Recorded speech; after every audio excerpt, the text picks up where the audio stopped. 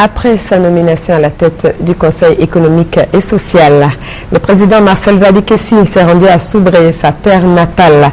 Il a expliqué à ses parents les nouvelles tâches à lui confiées par le chef de l'État et demandé leur bénédiction.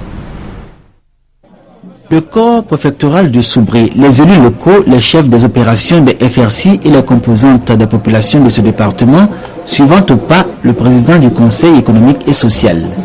C'est l'image des premiers pas d'un grand voyage pour le progrès et le développement que Soubré veut engager sur les conseils de Marcel Zadikessi. Pour cette première rencontre, les populations sont sorties des sentiers battus à la demande de Zadikessi lui-même. Alors qu'on s'attendait à des motions de soutien emphatique, des hommages lyriques ou même des chapelets de doléances, on a plutôt vu des populations enthousiastes à l'idée que Marcel Zadikessi sera leur guide, leur espoir, celui qui leur ouvrira cette voie. Je veux que tout un chacun, tout Ivoirien prenne la charge. Pas il y a de musulmans, mais que tout Ivoirien prenne la charge. Et que, en travaillant, on peut assurer sa dignité. Aujourd'hui, Soubré retrouve de sa vitalité. Les activités agricoles et commerciales ont repris. Le retour de leur exode dû aux violences post-électorales, les populations se sont remises au travail.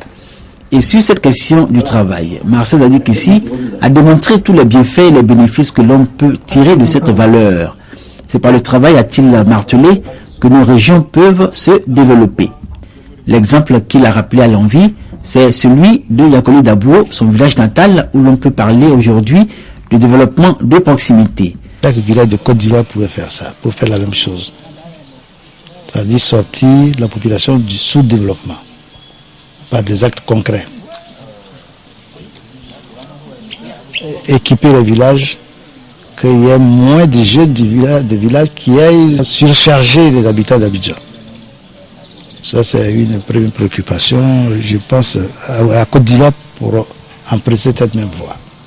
En sa qualité de président du Conseil économique et social, Marcel Zadikessi entend élargir cette expérience à toutes les autres régions de Côte d'Ivoire. Marcel Zadikessi espère chez les populations un changement de comportement pour y arriver.